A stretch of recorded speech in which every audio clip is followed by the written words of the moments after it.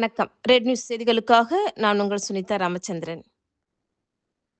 தேமுதிக நிறுவன புரட்சி கலைஞர் கேப்டன் விஜயகாந்தின் இளைய மகன் சண்முக பாண்டியன் விஜயகாந்த் நடித்த படைத்தலைவன் படத்தின் முதல் காட்சி வெளியீட்டில் ரசிகர்கள், தொண்டர்கள் கொண்டாடி மகிழ்ந்தனர்.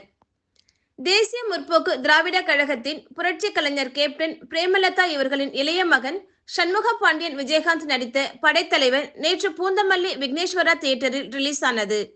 இப்படம் வெற்றி விழா காண வேண்டி மாவட்ட செயலாளர் டி கிருஷ்ணமூர்த்தி அவர்களின் ஆலோசனையின்படி தியேட்டர் முன்பு பேனர்கள், முகப்புகள், வரவேற்புகள் வைத்து பட்டாசுகள் வெடித்து முதல் காட்சியை கண்டு களித்தனர்.